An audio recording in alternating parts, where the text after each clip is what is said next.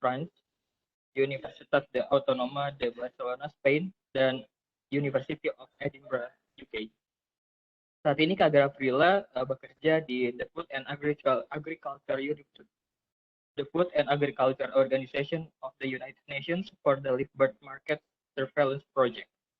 Dan penelitiannya ini dengan ketertarikan yang berfokus pada binatang dan penyakit zoonotik, veterinary epidemiologi, dan modeling infectious disease di The One Health Approach and Disease Mitigation.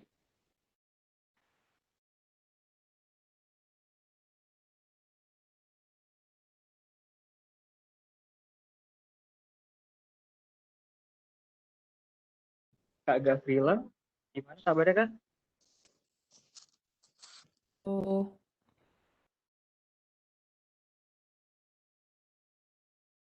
Halo Kak, halo.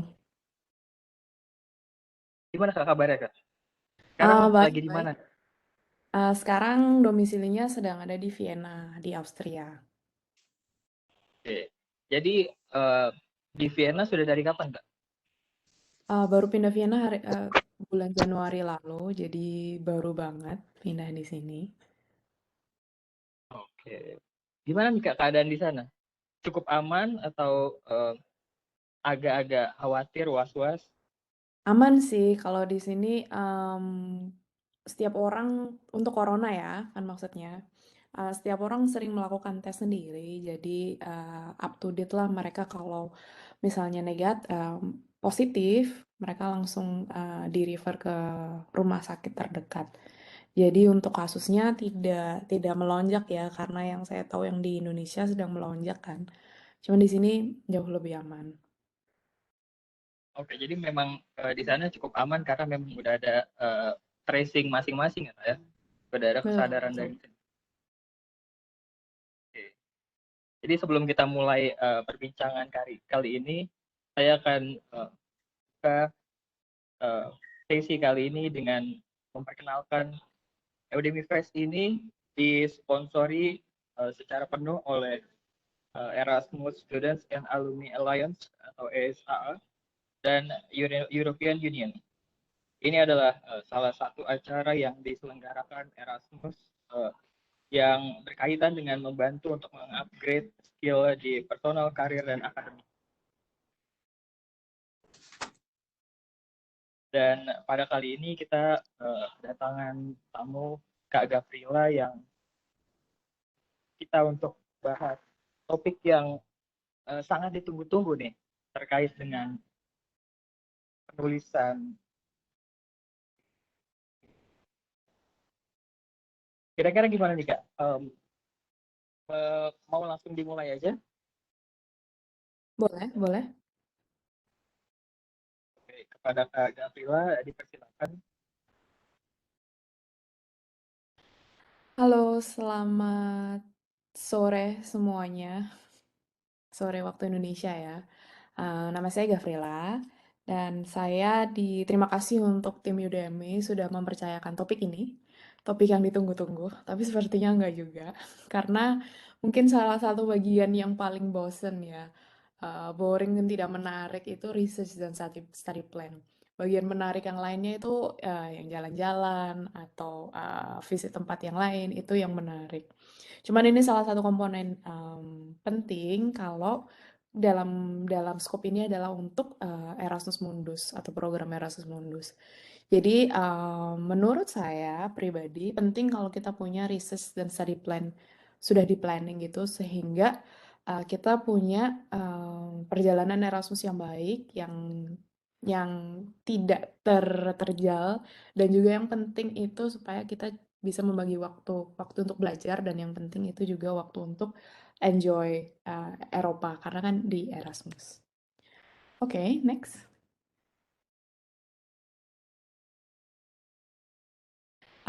Pertama-tama untuk supaya kita bisa paham research dan study plan, research itu kalau saya gambarkan di analogi yang ada di sebelah kiri teman-teman, itu adalah hasil akhir atau final outcome. Jadi hasil akhir yang kita lihat adalah satu dish atau makanan atau satu menu ya. Dan study plan itu adalah bahan-bahan yang diperlukan untuk membangun satu dish ini atau menghasilkan dish ini. Jadi research plan itu kalau kita bisa lihat itu adalah scope yang lebih general dibandingkan dengan study plan. Oke, next. Teman-teman, apa sih pentingnya kita punya sebuah research plan dalam scope Erasmus Mundus ini? Kita punya research plan itu berarti kita menunjukkan kalau kita tuh udah tahu apa yang mau kita lakukan.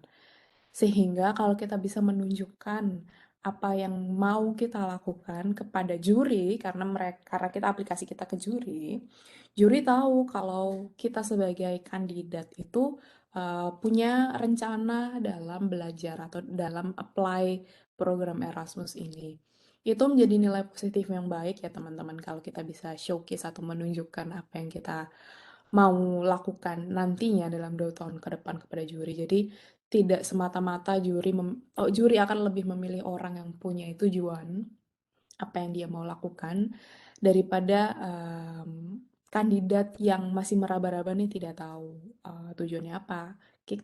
Juri akan lebih prefer orang yang punya setidaknya tujuan. Kemudian kita juga bisa menunjukkan bahwa apakah program ini itu cocok dengan tujuan kita atau research plan kita. Dengan kita punya research plan, jelas kita memberikan informasi kepada juri. Ini nih yang kita mau dalam studi kita 2 tahun itu. Sehingga kita juga bisa lihat teman-teman, apakah program yang teman-teman apply itu cocok nggak dengan apa yang teman-teman jadikan sebuah tujuan atau goal tersebut. Kalau kita bisa menunjukkan bahwa itu sangat cocok dengan linear apa yang mau kita lakukan, kerjakan dalam research plan, itu juga akan menjadi nilai plus. Selain daripada itu, open potential opportunity yang spesifik kepada interest kita. Contohnya networking ya, kalau misalnya di kelas-kelas yang nanti Erasmus itu, biasanya akan ada dosen atau dosen tamu yang datang ke kelas kita untuk mengajar. Nah, kalau kita udah bisa mendefinisikan research kita atau interest kita akan lebih mudah untuk engage atau menjalin hubungan dengan orang tersebut, profesor tersebut.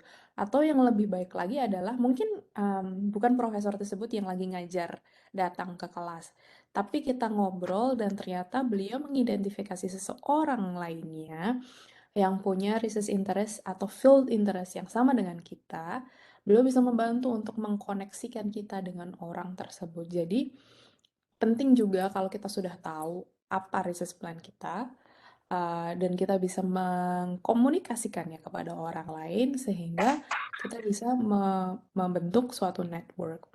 Dan yang terakhir, yang paling penting adalah untuk diterima, jelas, supaya kita bisa diterima di program Erasmus. Oke, next please. Karena kita tahu itu adalah salah satu yang penting, sebuah research plan, jadi apa yang harus di-include dan apa yang tidak di dalam research plan? Yang pertama adalah general aim of your research. Jadi, bayangin kalau kalian punya piramida terbalik kayak gini ya. Jadi yang paling atas itu adalah apa sih general aim atau garis besar apa yang kalian mau capai dalam research. Contohnya di sini, I would like to be able to understand varieties of bla bla bla, atau be able to perform something. Contohnya, be able to perform a programming language gitu ya. Dan contoh-contoh yang lain. Karena kalau kita sudah punya general aim yang ada di atasnya piramida terbalik, itu akan sangat mudah untuk membuatnya semakin spesifik, spesifik, spesifik. Jadi kalau salah satu tips juga, kalau menulis research plan juga, mari kita pikir seperti piramida terbalik. Pertama general, lalu kita menjadi spesifik, spesifik itu. Jadi jangan loncat loncat-loncat membahas yang nggak substansial gitu. Karena ingat juga kalau juri-juri itu juga membaca banyak aplikasi. Jadi straightforward apa yang kita mau sampaikan, semakin spesifik, semakin detail itu lebih baik daripada yang tidak substansial gitu. Kemudian apa yang di-include juga adalah set of skill yang sudah kalian punya. Contohnya tadi kan be able to perform programming language. Kalian juga perlu memaparkan apa sih skill yang sudah kalian punya. Contohnya adalah saya sudah pernah nih ngambil sudah bisa nih basic programming language. Contohnya basic programming language di apa? Apa aja ya contohnya? Kayak misalnya Java, C, atau Python, kayak gitu. Itu kalian, eh, itu sangat penting untuk di state di research plan. Karena juri juga bisa melihat, oh, apakah anak ini punya basic yang cukup untuk memulai sebuah research. Karena di satu satu sisi akan menjadi sangat-sangat sulit ketika orang untuk melakukan riset di mana dia tidak sama sekali tidak familiar dengan bidang tersebut karena waktu yang kita butuhkan untuk beradaptasi itu akan sangat panjang dan itu akan memakan banyak waktu untuk melakukan research yang tidak pernah dilakukan sebelumnya, yang sama sekali tidak pernah. Contohnya kalau dari musik mau research ke film, mungkin masuk ya di bagian musik film ya, tapi maksud saya adalah yang benar-benar pure pure direktor atau acting dari segi musik itu akan sangat bisa, bukan tidak bisa, cuman akan sangat memakan banyak waktu dan ini harus menjadi pertimbangan untuk juri Erasmus. Apakah bisa dimasukkan dalam program tersebut? Ketiga adalah set of skill you expected to have. Well, teman-teman, tujuannya kita bersekolah adalah untuk mengembangkan skill kita dan mengembangkan diri kita. Jadi, perlu juga kita mention atau menyebutkan skill apa sih yang kita ekspektasikan untuk kita dapatkan. Contohnya tadi kan be able to perform programming language dan kalian udah punya set of skill basic programming language di satu programming language.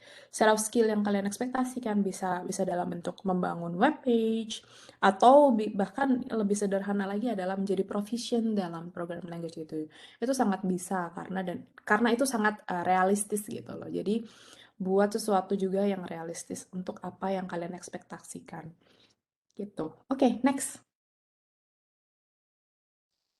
Jadi apa sih bedanya research plan dan study plan? Jadi seperti yang tadi saya sebutkan ya, research itu adalah dish-nya, dan study plan itu ada ingredients-nya. Jadi kalian untuk memasak makanan yang ada di sebelah kanan, itu perlu ingredients yang ada di sebelah kiri.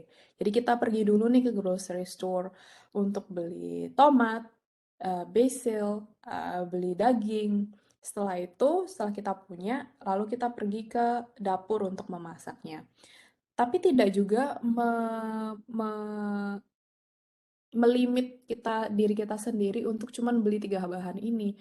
Boleh kok teman-teman dalam study plan untuk beli atau shop bahan yang lainnya yang kalian interest. It's okay, nggak apa-apa, karena itu mungkin bisa membuka kesempatan baru buat teman-teman. Jadi itu juga nggak salah kalau memilih study plan yang di luar goal kalian, tapi kamu interest.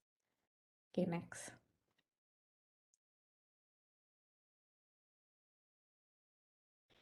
Nah, dalam skop Erasmus, research dan study plan, research itu adalah apa yang akan kalian lakukan di semester keempat. Karena semester keempat itu biasanya kita akan melakukan apa yang disebut dengan internship. Internship itu bebas, bisa di company, di research institution, atau tempat yang kalian interest, terserah kalian. Nah, dalam semester keempat itu, kalian melakukan benar-benar independent research. Apapun yang kalian melakukan tidak bergantung pada apa yang ditawarkan dengan program. Nah, di situ kalian harus dengan sendirinya menggunakan apa yang sudah kalian pelajari sebelumnya di study untuk bisa membangun research di semester keempat. Dan hasil biasanya produk dari semester keempat itu adalah thesis paper atau jurnal yang bisa dipublikasikan atau presentasi project, that's okay, atau produk hasil lainnya. Jadi tidak semata-mata bentuk saintifik ya, tapi bentuk produk yang lainnya juga bisa digunakan. Sedangkan study itu adalah courses yang kita ambil semasa kita belajar. Nah, ini kalau di Erasmus banyak sekali kombinasi-kombinasi studi yang bisa kita ambil ya. Contohnya di semester 1 kita bisa ambil program atau course di satu institusi ini, terus semester 2 kita menurut kita adalah ada courses yang cocok dengan interest kita di institusi yang lain. Jadi itu kayak kalian mix and match. Dan juga satu hal yang harus kalian pertimbangkan adalah keinginan willingness kalian untuk pindah negara apa tidak.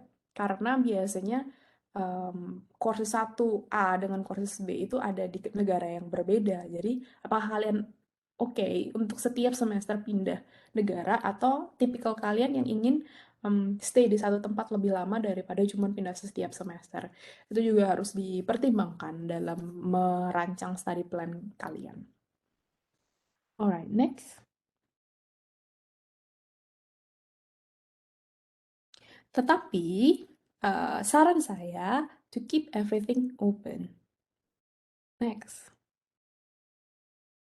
Maksudnya gimana untuk keep it open? Pertama, seperti yang tadi saya jelasin kan bentuknya piramida terbalik.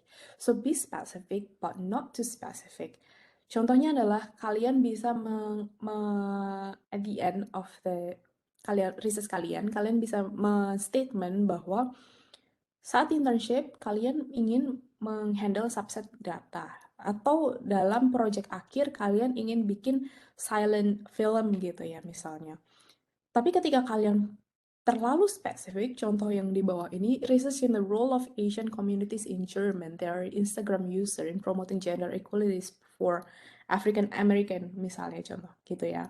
Itu kan terlalu spesifik, itu akan mempersempit opportunity kalian untuk kesempatan research. Misalnya gimana kalau bukan Instagram, misalnya TikTok atau community yang lainnya, bukan Asian community atau Caucasian community. Itu salah satu opsi pilihan riset kalian di mana yang tidak terlalu spesifik tapi secara general menyentuh apa interest kalian. Jadi keep it open, ada research offer yang biasanya terjadi di tengah-tengah kalian, course kalian selama belajar ya.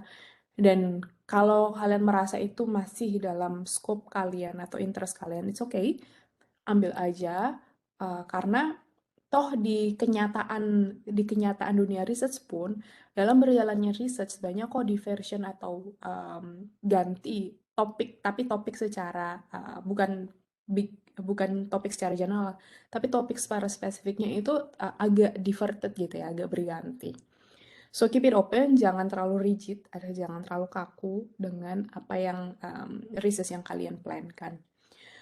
Kedua adalah do some research beforehand. Ini penting banget karena kalian bisa kalian bisa menjadi selangkah lebih cepat daripada teman-teman kalian, yaitu untuk tahu partner university apa dan research group apa yang ada di situ. Sehingga kalian bisa punya bayangan ya, siapa sih atau research group mana sih yang menarik buat kalian dan bisa melakukan pendekatan-pendekatan nih untuk bisa join dalam research group itu. Kalau untuk level master, menurut saya ini nggak terlalu penting, tidak terlalu menjadi poin utama untuk bisa mendefinisikan dengan siapa. Biasanya ini adalah untuk level yang lebih lebih tinggi, yaitu doktoral, itu harus mengidentifikasikan siapa dan research group mana yang ingin kita join gitu. Kalau untuk master biasanya kita akan bisa lebih slow lah ya, bisa lebih relax. Dan kedua yang penting adalah topik terbaru apa nih dalam bidang riset kalian itu lebih baik kalian up to date gitu. Ketiga, show that your interest work is important and useful untuk komunitas. Jadi pasti penting banget. Tapi bisa nggak kalian elaborate atau menaruh itu, menuangkan itu dalam kata-kata bagaimana riset kalian bisa menjadi punya arti untuk komunitas. Di sini saya perlu tekankan ya, kadang sangat banyak orang yang menulis kegunaan kepada komunitas dalam skala yang besar, skala yang masif, skala yang tidak realistis. Contohnya adalah supaya Indonesia menjadi bangsa yang bebas rokok tahun 2020 atau 2025. Itu bagus, cuman apakah itu realistis? Sepertinya kan agak susah ya. Jadi buat itu menjadi hal yang sangat realistis dan sangat applicable. Contohnya kalau misalnya rokok, report of tobacco consumption in Java Island atau report tobacco consumption dari certain community itu useful karena bisa menjadi nilai tambah dalam informasi, kekayaan informasi. Jadi lebih baik menjadikan tujuan atau kegunaan dari research kalian itu realistis atau applicable. Yang terakhir adalah proofread. Ini penting banget karena menunjukkan apakah kalian benar-benar menulis dan memikirkan hal ini dengan sangat baik atau tidak. Jadi spelling and grammar itu juga penting.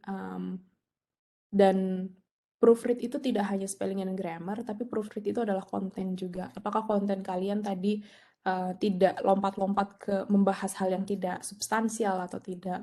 Karena poinnya adalah reviewers itu membaca banyak-banyak sekali aplikasi. Jadi mereka memilih aplikasi yang baik tentunya dan yang menarik. Nah, salah satu poin aplikasi yang baik adalah punya konten yang rapi dan bersih. Tuh, jadi saran saya adalah ketika kalian menulis research plan, lakukan beberapa minggu sebelumnya. Lalu tinggal apa yang kalian tulis, baca lagi minggu depannya. Ketika kalian baca, kalian akan lihat kesalahan-kesalahan apa yang kalian lakukan dan kalian punya point of view yang berbeda. Bahkan ketika kalian sendiri yang menulis dan kalian bisa proofread itu semua di minggu ke depan. Lakukan itu beberapa kali, 2-3 kali, sehingga kalian bisa mempunyai manuskrip yang baik atau paper yang baik. Oke, next.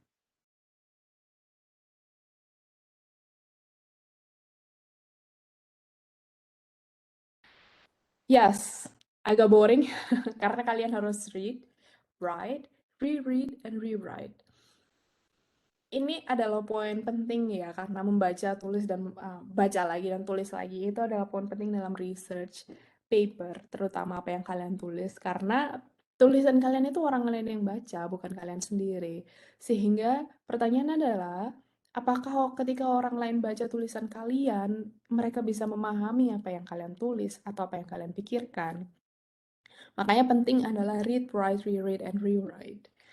Dan emang part ini adalah part yang susah, saya akuin, karena kita butuh untuk duduk dan berpikir dan memakan banyak waktu. Tapi poin ini bisa membuat kalian diterima, accepted. Dan kalau kalian diterima, everything that you do going to be semua kan worth it apa yang telah kalian lakukan di step yang ini. Jadi jangan jangan melihat itu boring. Yang penting kalian lakukan dulu step pertama. Ketika itu nanti kalian akan bisa elaborate diri kalian sendiri akan menjadi lebih baik dalam menulis research plan dan study plan, of course. Thank you.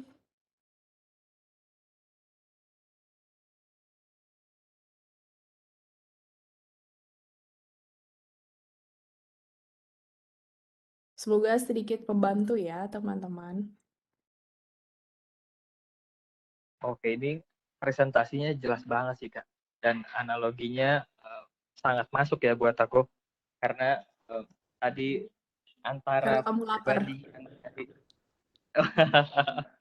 Iya, dan memang perbandingan antara study plan dan research itu analoginya masuk banget. Jadi kita bisa yang kayak aku baru tahu soal ini, jadi paham gitu. Kira-kira untuk meracik si research ini butuh apa aja ke depan. Dan jadi kita udah melihat pemaparan dari Kak Gavrila seperti itu. Mungkin dari teman-teman ada yang ingin bertanya atau merasa ada yang kurang jelas atau ingin tahu lebih lanjut tentang pemaparan dari Kak Gavrila, dipersilakan untuk langsung raise hand dan nanti akan langsung sampaikan. Dipersilakan teman-teman yang ingin bertanya.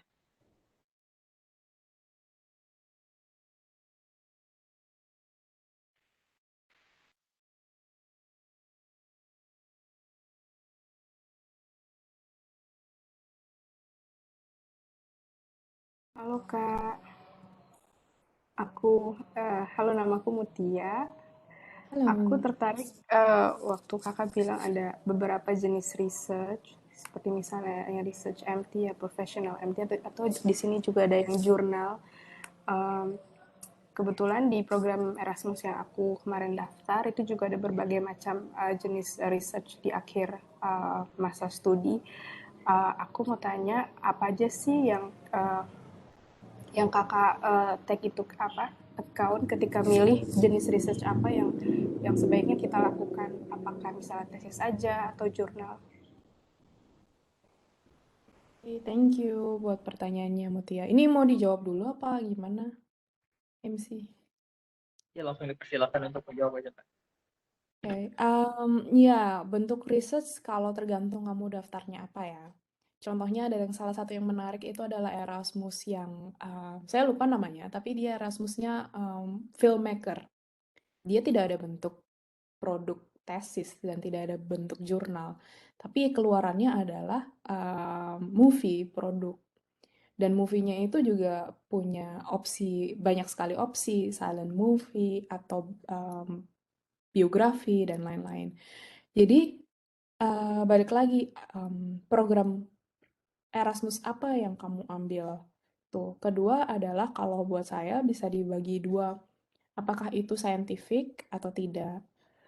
Dan yang ketiga adalah tujuan kamu ke depan. Kalau misalnya um, program Erasmus kamu itu masuk dalam bidang yang saintifik, contohnya kayak saya, atau ada lagi program Erasmus yang judulnya Live itu untuk vaksin, itu mereka masuknya bidang yang saintifik. Jadi sangat disarankan untuk produk keluarannya adalah bentuknya jurnal. Jauh lebih baik menurut saya pribadi ya. Jauh lebih baik bentuknya adalah jurnal, kemudian tesis. Selanjutnya adalah apa yang kamu mau lakukan setelah itu. Kalau kamu misalnya setelah Erasmus kamu mau studi lebih lagi, misalnya PhD, produk yang kamu hasilkan bentuknya jurnal itu akan sangat membantu untuk aplikasi kamu untuk di higher education ya. Kalau kamu mau bekerja di company gitu atau public sector, itu produk yang kamu hasilkan nggak, menurut saya tidak akan terlalu berbeda, apakah itu jurnal, apakah itu tesis, tapi adalah di mana kamu melakukan internship atau apa yang kamu lakukan itu jadi poin utamanya. Begitu. Makasih banyak Kak. Sama-sama, Mutia.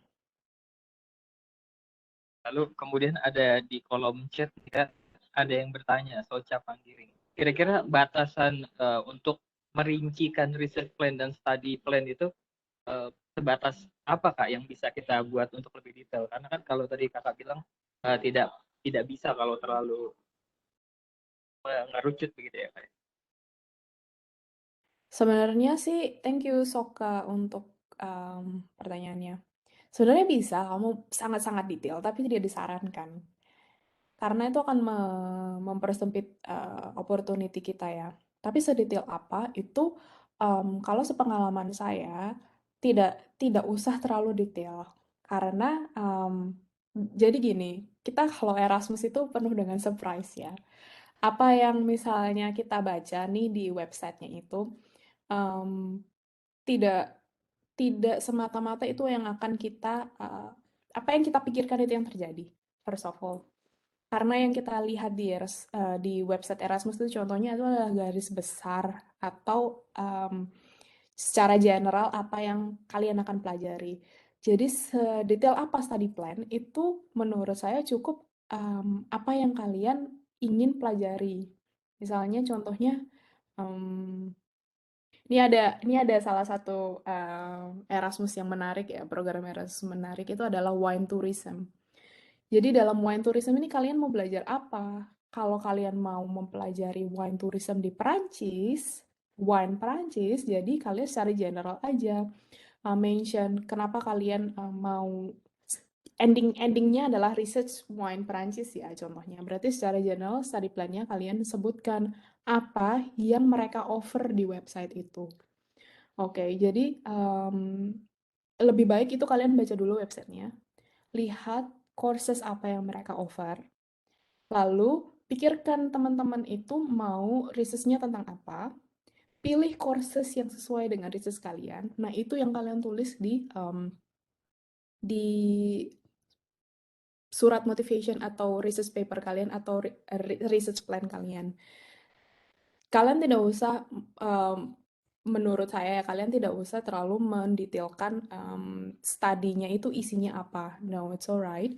Nggak usah, karena itu akan jadi surprise. Kita juga nggak tahu kadang apa yang mereka offer di dalam course itu. Cuman kalian bisa sebutin, kenapa kalian ambil course ini, dan ini, karena itu linear dengan apa yang kalian mau lakukan research-nya. Kayak gitu. Semoga menjawab ya, Soka.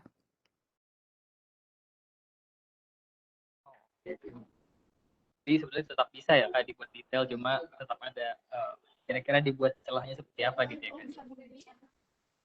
Lalu kemudian ada pertanyaan nih Kak dari Dila di kolom komentar, di kolom chat.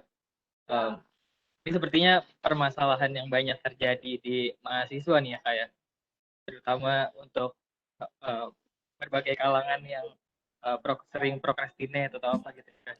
Jadi permasalahannya adalah saat lagi meneliti jurnal-jurnal ini, kira-kira ada tips atau trik apa gitu Kak yang bisa membuat kita untuk bisa terus bersemangat meneliti jurnal-jurnal tersebut, dan kira-kira bisa dikulik di sumber-sumber seperti apa nih Kak yang jurnalnya memang terindeks dan gratis? Ini pertanyaan dari Dila ya, saya juga bisa baca di sini sih sebenarnya. Tips kalau fokus baca jurnal, itu Dila kan bilang baru mau nulis research 30 menit terus udah suntuk. Itu sebenarnya ada beberapa research yang saya baca itu adalah 30 menit itu batas atas ketika kamu bisa bekerja secara efektif. Jadi 30 menit tulis, berhenti 5 menit gitu. Tapi setelah itu balik lagi. Tapi dengan catatan selalu 5 menit itu bukan main Instagram atau buka HP, tapi sekedar relax away dari komputer atau apa yang sedang kamu lakukan. Nah, baca-baca jurnal juga tips yang saya rasakan saat ini adalah ketika awal membaca itu emang sulit sekali untuk memahami apa yang jurnal itu omongin. Ini bahasanya apa, nggak jelas kan. Cuman setelah sering membaca, terus baca konsisten baca, bahasa yang sulit itu lama-lama menjadi bisa kita pahami. Bukan berarti mudah, tapi kita lebih bisa memahaminya. Jadi yang pertama mungkin secara ada yang namanya membaca itu berhenti, jangan straight langsung 30 menit ya. Contohnya 2 jam baca terus itu tidak efisien ya ternyata. Jadi take a break 30 menit, break 5 menit, baca lagi 30 menit, break 5 menit, dan tidak buka HP atau tidak buka Instagram. Setelah itu konsisten baca hal yang menurut kita nggak paham, tapi keep on going. Nanti lama-lama kita akan terbiasa membaca hal-hal seperti itu. Oke. Thank you, Dila. Jadi memang sepertinya salah satu teknik yang pernah saya baca itu teknik Pomodoro ya Kak, kalau nggak salah namanya. Ya, benar-benar. Ya, dan lalu diulangi begitu terus, jadi membuat pola yang membuat kita terbiasa gitu ya Kak ya. Kemudian ini ada satu lagi pertanyaan dari Tania Amadasari. Apakah di study plan ini boleh menuliskan sampai sedetail hingga nama dosen pembimbingnya? Tania, study plan, kita nggak tahu loh, kalau study plan ya. Study plan kita nggak tahu siapa yang akan mengajar biasanya. Karena kalau di Erasmus, course yang ditawarkan itu dalam course tersebut dosennya banyak banget. Kayak bisa 5 gitu, karena 5 kelas kan. Jadi kita tidak tahu siapa dosennya. Tapi mungkin di sini maksudnya adalah research plan ya. Research plan siapa dosen pembimbingnya bisa kalian sebutkan kalau kalian sudah mengidentifikasi research apa Dan siapa yang melakukan riset itu bisa kalian sebutkan.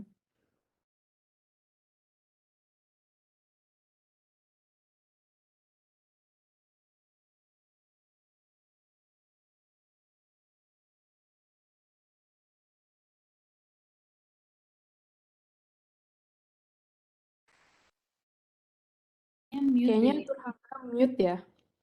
Keangganya mute.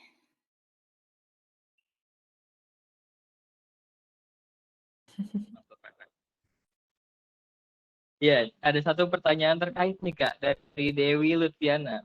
Ini untuk bisa menulis research plan, tentunya kan kita harus tahu research gap-nya dulu ya Kak. Dan apakah ada rekomendasi aplikasi untuk membantu pencarian research gap? Apakah Post Viewer salah satunya? Atau mungkin gimana dari pengalaman Kak Gavrila nih? Iya, nah ini agak susahnya ya kalau saya mau jujur adalah di sini di universitas biasanya fasilitasnya adalah kalau misalnya Sapphire itu adalah open, jadi nggak cuman abstraknya tapi seluruh paper. Jadi sorry, tidak bisa menjawab ini karena nggak saya punya akses biasanya adalah untuk jurnal-jurnal yang terindeks seperti itu. Dan itu memang tidak gratis karena dibayar dari kampus. Dan di sini tidak bisa buka yang apa ya, kayak dulu tuh pernah ada teman yang bilang kalau hack gitu loh, buka hack untuk jurnal, jadi jurnalnya nggak usah bayar, tapi kita bisa download. Itu nggak bisa diakses di sini. Oke, sorry ini nggak bisa saya jawab karena nggak tahu juga. Jadi memang ini fasilitas dari kampus ya Kak ya? Ya, Itu benar. fasilitas waktu Kakak lagi ambil master atau bagaimana Kak? Iya, sama. Kalau misalnya kalian nanti master, kalian kan terdaftar di kampus. Nah, kampus itu biasanya terdaftar di kalau kalau misalnya login Elsevier itu kalian cari kampusnya, nama kampus, tinggal masukin email kalian, kalian punya akses untuk jurnal, open jurnal yang tadinya bayar, kalian punya akses full untuk akses seluruh jurnalnya. Ini mungkin saya sedikit penasaran nih Kak, mau tahu. Kakak ini waktu ambil master, apakah langsung ditawarin untuk lanjut ke PhD atau sempat ada gap-nya dulu Kak? Enggak, gimana ya?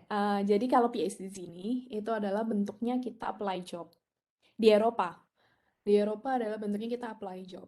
Jadi nanti mereka akan buka job gitu ya, kayak kita apply kerjaan gitu. Nah, kalian apply sebagai PhD. Nah, karena bentuknya job, kalian juga dibayar sebagaimana orang bekerja. Tapi dengan kapasitas sebagai PhD student, bukan dengan kapasitas sebagai manusia biasa, bukan manusia biasa, sebagai orang profesional biasa gitu. Gitu ya, Kak. Nah ini ada satu pertanyaan menarik juga nih Kak. Jadi ada yang penasaran juga Kak. Saya di Erasmus ini yang eye catching kira-kira gimana ya kayak tips-tips mungkin kalimat yang triggering untuk orang menjadi tertarik untuk baca gitu Kak. Untuk pertanyaan ini, yang menjadi eye-catching bukan kalimatnya, tapi diri kalian. Pertama-tama, saya tidak menyarankan untuk menulis research plan, study plan, atau motivation letter itu semalam sebelum submission. Itu sangat tidak menghasilkan apa-apa. Yang ada cuma capek, tapi nggak bisa sih selected kalau hoki ya. Tapi tidak mengekstraksi apa yang eye-catching dalam hidup kalian. Jadi, take time, pikirkan apa yang membuat kalian unik. Pertama, kalian unik karena kalian tinggal di Indonesia, itu satu poin, udah poin yang besar banget. Karena tidak banyak mahasiswa Erasmus dari Indonesia, karena penerimaan untuk mahasiswa Indonesia itu sedikit ya. Jadi kita itu bisa jadi diversitas, salah satu diversity dalam program itu. Itu nih. Kedua, apa yang kalian kerjakan dan dari komunitas kalian itu pun unik. Kayak misalnya kalian tinggal di mana, di culture di Sumatera itu pasti berbeda dengan culture Jawa Timur, berbeda dengan culture Kalimantan. Kalian bisa ekstraksi itu menjadi hal yang unik karena juri yang orang Eropa akan sangat jarang terekspos dengan apa yang kita hidup kita saat ini. Misalnya kalau dalam segi pendidikan, apa sih yang menjadi menarik dalam pendidikan Indonesia? Contohnya bahasa Indonesia aja itu menarik, karena bahasa Indonesia itu bukan bahasa yang punya root ya, karena bahasa Indonesia kan dibuat untuk supaya kita berkomunikasi antar suku. Jadi bahasa kita itu plain, tidak ada gender, male female, tidak ada past tense. Gitu. Itu salah satu yang unik juga dalam segi bahasa. Iya nggak? Bener nggak? Ya, betul. Jadi memang menggunakan identitas kita ya kayak dari diri kita sendiri yang bisa menolong salah satu. Kalau nggak salah barusan saya lihat ada yang raise hand.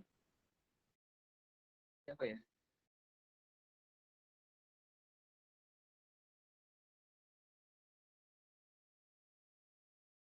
Dan salah satu pertanyaan lagi nih Kak, mungkin penasaran ya, kira-kira di program doktoral ini terutama yang Kakak ampu di sana bagaimana sistem belajarnya Kak? Apakah masih karena menyesuaikan dengan pandemi masih online atau sudah tatap muka atau bagaimana cara belajar di program doktoral ini Kak? Oke, program doktoral. Pertama yang perlu saya tekankan di sini, program doktoral ini bukan kuliah, jadi kayak bekerja. Tidak ada yang namanya kelas. Adanya kita bekerja. Apa yang kita butuhkan kita cari sendiri. Kalau kita butuh course, kita cari sendiri course-nya. Nah, untuk study plan yang program doktoral itu akan berbeda dengan study plan yang di level master ya. Karena kan kalau Erasmus kita nih udah dikasih menu nih courses yang ada. Kita tinggal pilih apa yang kita mau dan kita mix and match gitu. Kalau program doktoral kita benar-benar cari sendiri course apa yang kita butuhkan. Kalau kita nggak butuh apa-apa ya udah nggak ada kelas gitu. Jadi untuk saat ini saya belum butuh apa-apa, jadi saya tidak ada kelas. Yang ada adalah saya melakukan pekerjaan yang di-assign untuk project saya sendiri, yang saya kerjakan sendiri gitu. Jadi beda dengan yang di Asia ya. Kalau Asia doktoral kan datang ke kelas, belajar kayak kelas kuliah pada umumnya, lalu ada praktik gitu. Enggak, kalau di sini berbeda, bukan juga seperti di US yang ada courses 1 tahun course gitu. Enggak, jadi kita benar-benar bayangin aja kalau kita ke kantor bekerja tiap hari kayak gitu. Oke, jadi itu bedanya ya Kak ya. Jadi memang tergantung dari kebutuhan masing-masing kira-kira apakah masih butuh untuk belajar lagi atau sudah langsung penelitian saja gitu ya Kak ya. Ya.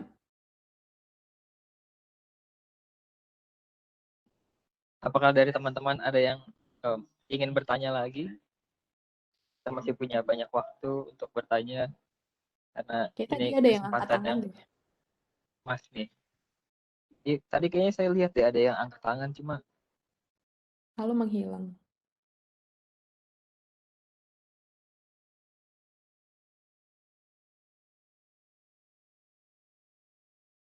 atau mungkin bisa teman-teman langsung di unmute saja mikrofonnya kalau ingin bertanya. Ini sebuah kesempatan nih, termasuk rezeki nih bisa bertemu dengan narasumber yang memiliki bobot dan menurut saya ini sangat-sangat hebat ya bisa bertemu dengan Kak Gabriela karena dari saya melihat pemaparannya analoginya sangat bisa dicerna dengan mudah gitu kan. Padahal gapnya mungkin kayak saya masih bachelor di masih sarjana dan ada gap yang cukup jauh ya master ke doktoral jadi mungkin kalau secara awam menganggapnya akan sulit gitu pemaparannya tapi ternyata sangat-sangat sederhana dan mudah dicerna atau mungkin karena sangat sangat baik pemaparannya jadi sehingga teman-teman udah sangat jelas mungkin dan Semoga ya. sangat-sangat siap gitu mungkin ya untuk langsung membuat research plan-nya. Oke, kalau misalkan ini sudah tidak ada yang bertanya, saya ingin oh ada satu pertanyaan lagi nih. Kalau di kakak ini program PhD-nya berapa lama kak masa belajar? Program PhD itu kontrak ya, kan bentuknya kontrak. kayak kontrak kerja. Rata-rata itu 3 sampai 4 tahun. Jadi, kalian kalau misalnya cari PhD, itu kalian harus tahu di negara mana, karena setiap negara punya sistem yang berbeda, atau setiap kontinen lah punya sistem yang berbeda. Kalau di kontinen Eropa, itu saya bisa bilang 3 sampai 4 tahun. Kalau di kontinen Amerika, itu bisa sampai 5-7 tahun. Sama juga kalau setahu saya di Taiwan itu rata-rata juga 5-7 tahun. Jadi tergantung di kontinen mana. Kayak di Jepang juga sama deh ya. Sekitar segitu.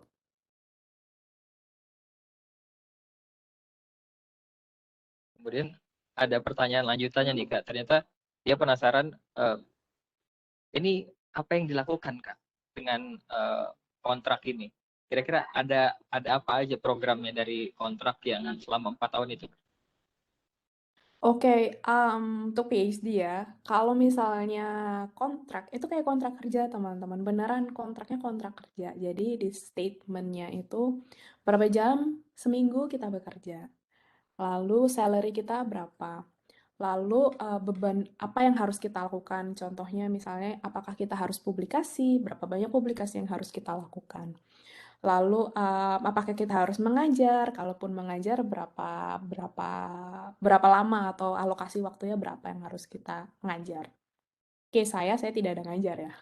Jadi murni untuk bekerja dengan riset saya sendiri. Nah, itu isi kontraknya. Jadi, nggak tahu ya, apakah teman-teman udah pernah menandatangani kontrak kerja sebelumnya? Kalau belum, mungkin secara garis besar kontrak kerja itu isinya adalah, peraturan-peraturan, misalnya kalian berapa leave kalian berapa, atau leave itu apa, cuti kalian berapa, lalu hak kalian apa, kewajiban kalian apa, lalu kalau termination kontrak itu seperti apa, kayak gitu.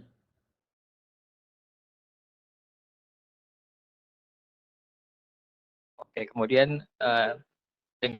dengan yang sama, ini ada pertanyaan lanjutannya lagi. Apakah saat sudah selesai ada ujian prestasi gitu, atau bagaimana Kak setelahnya? Iya, ini saya juga baca nih dari militansi. Nah, ini pertanyaan bagus ya.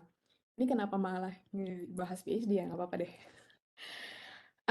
Di sini itu bentuknya tidak disertasi, karena tadi ada yang tanya ya, saya lupa namanya siapa, kayak Sok Mutia deh. Bentuknya balik lagi, apakah bentuknya tesis atau bentuknya jurnal ya. Di sini itu kita sebagian besar orang tidak melihat fungsi dari tesis, karena tesisnya bentuknya tebal, terus tidak dipublikasi. Jadi tidak ada lagi yang bentuknya, tidak ada lagi itu maksudnya dalam tempat yang saya tahu ya, mungkin di luar ada, dan saya yakin ada, karena di Indonesia juga bentuknya disertasi, bukan jurnal. Jadi tidak ada yang namanya ujian disertasi di hampir banyak kampus di Eropa. Bentuknya adalah publikasi jurnal. Jadi kalau misalnya kalian udah publikasi jurnal 2 atau 3, itu dikumpulin aja, terus dijadiin satu. Antara jurnal 1, jurnal 2, dan jurnal 3 biasanya itu kayak cerita bersambung gitu lah. Session 1, jurnal 1, sesi 2, jurnal 2, sesi 3, jurnal 3. Nah, kalian tinggal kasih perantara gitu ya, transisi antara jurnal 1, jurnal 2, jurnal 3. Itu yang jadi nilai atau syarat ya, bukan nilai, karena nggak ada nilai. Syarat lulus untuk PhD. Jadi tidak lagi bentuk ujian disertasi yang sejam, 2 jam, enggak. Biasanya cuma 15 menit. Kadang cuma 30 menit gitu. Kemudian ada lagi satu pertanyaan nih Kak. Ini terkait dengan program dan doktoral ini ya. Perbedaan antara coursework dengan research itu apa Kak? Ini pertanyaannya Selma ya. Coursework Iya. itu kan tadi udah saya jelaskan, coursework itu sama dengan study plan, oke? Study plan itu adalah courses yang kamu ambil, karena study itu kelas yang kalian akan ambil. Nah, itu yang akan membentuk buat research kalian. Jadi, ya itu. Paham nggak ya, Salma? Apa kalau kurang paham, coba diketik lagi ya. Oke, kemudian selanjutnya ada pertanyaan terkait rencana setelah studi itu apakah perlu kita tulis dengan detail tempatnya akan di mana dan apakah harus tempat yang prestis? Boleh banget kalau kalian mau menulis. Kalau enggak juga nggak apa-apa. Apakah harus tempat yang prestis? Enggak. Kalau nggak prestis juga nggak apa-apa. Jadi kalau misalnya ya, saya ingin bekerja di apa yang prestis ya contohnya, di Nestle gitu. Apakah kalau harus kalian menyebutkan itu? Enggak harus. Cuman kalau kalian mau silahkan. Itu akan menjadi nilai plus? Enggak juga sih, menurut saya tidak akan menjadi nilai plus di mana kalian akan bekerja. Kalau ingin volunteer boleh banget. Kalau kalian menyebutkan, setelah ini saya akan volunteer, silahkan. Itu jadi itu akan jadi value kalian ya. Nah, itu kembali lagi kepada juri. Tapi menurut saya menyebutkan nama, nah misalnya ingin volunteer di komunitas tertentu dan kalian menyebutkan nama komunitas tersebut itu tidak akan menjadi perbedaan yang berarti dimanapun kalian menyebutkan itu.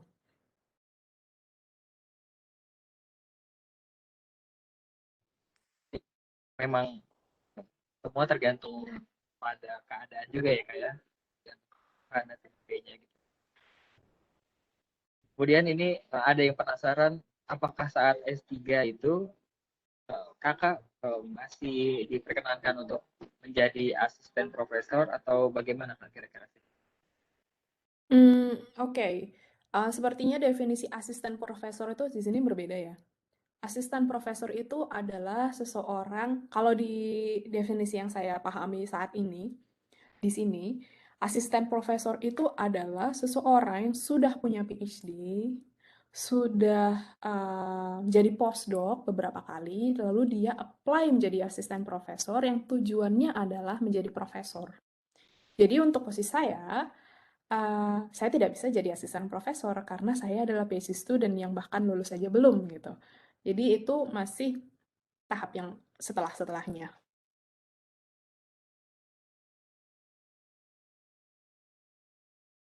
Jadi memang tidak tidak eh, tidak sesuai pada tempatnya gitu ya Kak, karena memang Iya. berbeda bidang. Kayaknya berbeda dengan di Indonesia ya, karena saya pernah dulu juga jadi asisten, tapi job desk-nya bukan seperti asisten profesor yang didefinisikan di sini. Kalau dulu kan asisten profesor itu kayak membantu administrasi.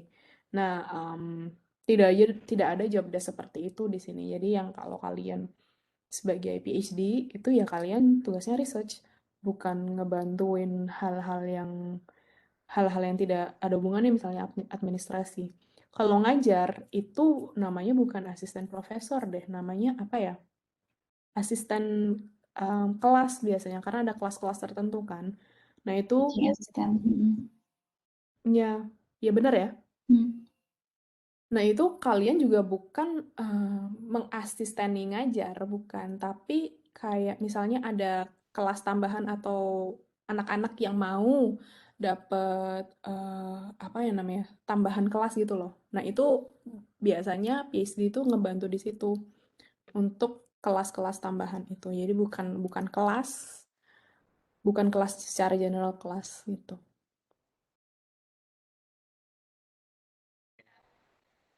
Jadi kurang lebih memang berbeda ini ya, berbeda pandangan antara di sana dengan di sini. Iya, Atau mungkin memang mungkin karena berbeda human resource-nya bidang. juga, karena mungkin di sini human resource-nya juga sudah cukup ya. Dan ini ada dari Lydia Ega ini mempertanyakan soal kira-kira uh, masa ideal untuk menyusun research plan ini kira-kira berapa lama dan tips untuk menyusun timeline agar supaya tetap keep on track dan tidak tidak terlalu melenceng gitu ya. Kalau ini dari saran pribadi ya, ini terserah kalian mau, bisa ada yang lebih cepat, bisa ada yang lebih lambat. Kalau mempersiapkan research plan, saya lihat dulu deadline-nya kapan. Deadline submission ya. Misalnya deadline submission-nya akhir bulan Februari gitu. Berarti setidaknya saya udah mulai melakukan research, bukan research plan ya, research terhadap program tersebut itu udah dari Januari. Kayak misalnya apa ya yang di program itu, courses apa yang ada di program itu. Dan di program itu institusinya apa aja. Kemudian udah mulai bikin draft research plan atau study plan.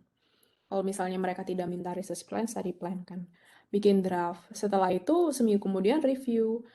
Atau enggak 2 minggu kemudian review. Jadi ada gap di mana saya lupa nulis apaan gitu. Nah nanti setelah saya lupa nulis apaan, saya revisit apa yang telah saya tulis. Pertanyaan adalah, apakah yang pernah saya tulis itu masuk akal atau interesting untuk dibaca? Biasanya setelah penulisan pertama tidak jawabannya. Karena nonsense gitu yang saya tuliskan. Ini apa? Terus melenceng-melenceng gitu. Itu makanya perbaikin lagi di tulisan kedua. Kemudian 2 minggu lagi saya lupa kan nulis apa, lihat lagi, lalu perbaiki lagi gitu. Mungkin buat saya sih 2-3 kali itu cukup ya untuk perbaiki research plan 2, 3, 4 kali itu cukup. Itu gap waktu seminggu, 2 minggu itu saya cukup untuk melupakan apa yang saya tulis dan revisit lagi gitu. Tipsnya membuat research plan supaya on track itu saya track deadline sih biasanya. Saya taruh di HP gitu ya, deadline-nya kapan. Jadi saya tetap ingat gitu loh. Kalau buka kalender kan tetap ingat, oh deadline-nya 2 minggu lagi. Berarti minggu ini saya review research plan, minggu depan review terakhir gitu.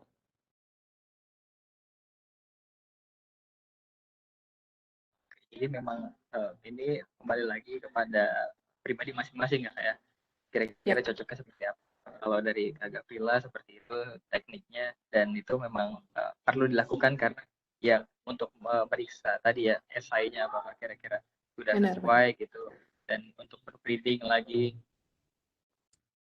sangat-sangat menarik nih Kak.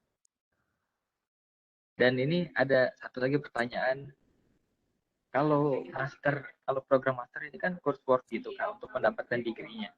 Ini biasanya syaratnya apakah ini dibutuhkan? Kan kalau master ini kan research-nya biasanya di Fantasys kan. Ini Oh, pertanyaan I dari see. Selma Wulandari. Oke, saya kurang paham deh, maksudnya coursework itu SKS kan? Atau gimana ya, Selma? Bisa open mic kok, nggak apa-apa. Kalau misalnya saya yang pahami nggak benar ya. Kalau master Erasmus untuk mendapatkan degree biasanya kita ada defense-nya di akhir. Di semester 4 itu akhirnya ada defense. Nah, di defense-nya itu ya kita seperti defense back waktu kita S1 ya, kita presentasikan apa yang telah kita lakukan, apapun itu bentuknya, tesis, jurnal, project.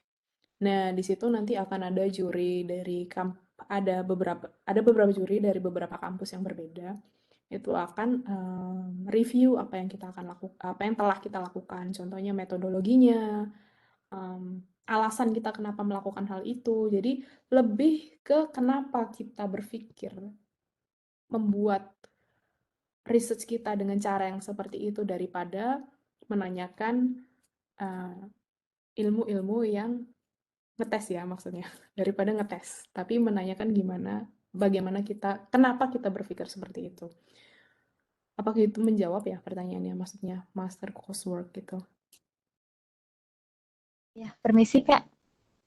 Yes? Ya, maksud saya itu jadi gini, kemarin itu kan saya sempat searching-searching juga.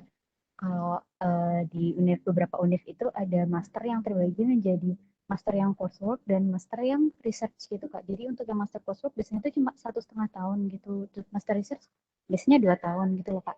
Saya cuma bingung bagian itu aja sih kan kalau umpamanya master research kan jelas ya Kak untuk mendapatkan master degree-nya itu kita harus defend tesis kita atau defend jurnal kita seperti itu. Kalau untuk master postdoc itu apakah kayak kita mendapatkan GPA tertentu atau gimana gitu loh Kak? Oke, oh ya. Jadi gini, master itu di sini ada dua, master by coursework sama master by research. Kalau master by coursework kalian harus ambil kelas. Contohnya kayak tadi kayak Erasmus ini kan harus ambil kelas ya. Semester 1, semester 2 kita kelas. Kalau Master by Research, kalian sama sekali nggak ngambil kelas. Yang kalian lakukan dari awal sampai akhir, itu langsung misalnya nih, ke lab ngerjain research.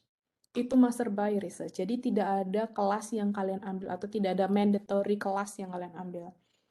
Murni yang kalian lakukan adalah research. Nah, kalau untuk Master by Research, research plan kalian itu harus benar-benar baik. Karena jelas nggak ada study plan kan, karena yang ada adalah research plan. Itu. Jadi bedanya adalah coursework itu kalian harus ambil kelas. Itu kalian butuh study plan. Kalau misalnya diminta study plan, kalian kasih study plan. Kalau Master by Research, itu tidak ada study plan, yang ada research plan. Jadi, kalian harus dijelaskan di situ lebih detail lagi. Apa yang akan kalian lakukan, dan spend waktunya. Kan kalau misalnya Master by Research, itu antara 1-2 tahun, dan kalian harus bisa jelaskan dalam 1-2 tahun itu, time spend yang akan kalian lakukan itu apa aja. Misalnya, dalam 3 bulan pertama kalian akan melakukan literature review. Lalu 3 bulan kemudian kalian akan melakukan apa? Kayak seperti itu. Menjawab, Salma? Sangat menjawab. Terima kasih banyak. Sama-sama. Pertanyaan dari Salma alhamdulillah akhirnya terjawab. Dan satu lagi nih, mungkin pertanyaan terakhir nih Kak. Karena tadi kan Kakak bilang soal doktoral di sana, Kakak programnya adalah seperti bekerja ya Kak. Nah ini ada yang penasaran, itu apakah dalam sehari ada batasannya, bekerja berapa jam, dan berapa lama dalam seminggu begitu? Sih, itu cuman tulisan di atas kertas seminggu 30 jam. Tapi kenyataannya kalau S3 itu nggak 30 jam, mungkin 60 jam kali seminggu. Ya, tergantung kalian ya. Saya tidak mau menakut-nakutin ya. Maksudnya tergantung kalian. Kalau kalian manajemen waktunya baik, efisien, nggak akan sampai seperti itu. Tapi mungkin dari sisi saya agak kurang efisien ya. Jadi lebih dari 30 jam seminggu gitu. Jadi itu tulisan di atas kertas sekian jam emang waktu yang kalian alokasikan untuk bekerja. Begitu. Karena jam itu tulisan jam di kontrak itu merefleksikan payment yang kalian terima. Tuh. Jadi kalau ditulis 40 jam berarti payment kalian lebih tinggi dong daripada yang cuma 30 jam apa yang 20 jam gitu. Tapi kenyataannya di lapangan ya tidak ada yang merecord. Yang penting kalian harus achieve gitu. Gitu aja. Jadi kembali lagi kepada masing-masing kebutuhannya seperti apa gitu ya, kayak mungkin bidangnya membutuhkan penelitian yang lebih lama atau mungkin punya teknik-teknik tertentu yang membutuhkan proses panjang. Jadi kalau misalkan secara kontrak memang kalau di yang kakak kontraknya adalah sekian jam, namun pada praktiknya ternyata lebih panjang gitu ya, waktu yang dibutuhkan. Oke, mungkin itu pertanyaan penutup ya kak ya dari pertemuan kita kali ini, dan saya ingatkan kembali kepada para peserta untuk mengisi absensi pertemuan kita kali ini karena nanti akan diperlukan untuk kita mengisi sertifikat yang akan diberikan kepada teman-teman. Lalu tidak lupa juga saya mengucapkan kembali terima kasih kepada ESAA Erasmus Student and Alumni Alliance dan kepada European Union yang telah membantu mensupport acara kita, dan tentu saja semua ini berjalan dengan bantuan dari pengisi materi yang sangat-sangat berkelas.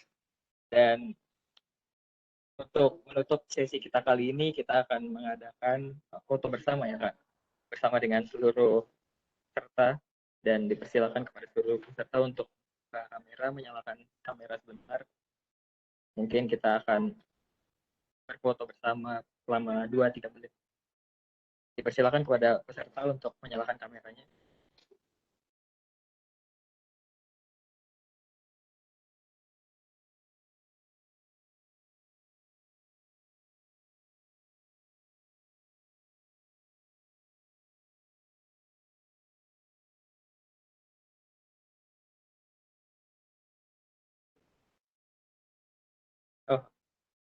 ternyata ada Kak Soca yang lagi di pernikahan. Jadi, wah ini sangat-sangat bersemangat ya sambil menghadiri pernikahan sambil tetap belajar. Ya untuk peserta yang lain, Mantap. jika memang bisa menyalakan kamera, dipersilakan untuk menyalakan kamera sebagai dokumentasi yang nanti akan kita posting di Instagram. Dan ini sebagai bukti kita adalah orang-orang yang terus semangat belajar. Oke, jika sudah tidak ada yang ingin menyalakan kamera lagi, persilakan kepada tim dokumentasi untuk bimbing jalannya proses pengambilan gambar.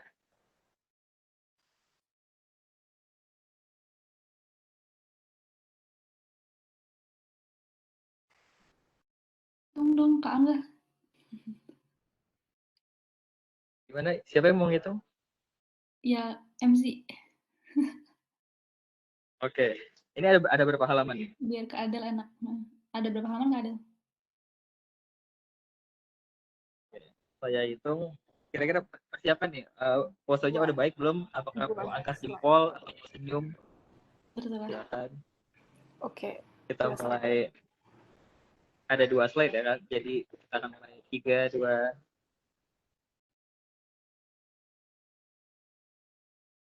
Oke, untuk slide kedua. Siap. 3, 2. Oke, terima kasih. Terima kasih atas waktunya kepada teman-teman peserta dan tentunya kepada Kak Gafrila Amadia yang telah menyempatkan untuk hadir, memberikan pencerahan gitu ya Kak. Sehingga jadi kami lebih paham. Dan dengan berakhirnya sesi kali ini, kami mengingatkan kembali untuk teman-teman serta untuk mengisi absensi yang nantinya ke depannya akan kita gunakan untuk data kami. Dan semoga teman-teman dapat mengikuti rangkaian kegiatan kita sampai tanggal 19 Maret nanti, karena tentunya setiap rangkaian kegiatan ini saling berketerkaitan dan akan membantu kita ke depannya untuk menyusun rencana kita dalam menempuh pendidikan selanjutnya. Saya, Angga, serta seluruh kru yang bertugas mengucapkan terima kasih atas kehadirannya. Selamat sore. Okay, thank you Kak Angga. Thank you Gafrila for your time. Sama-sama. Enjoy Saturday. Enjoy weekend.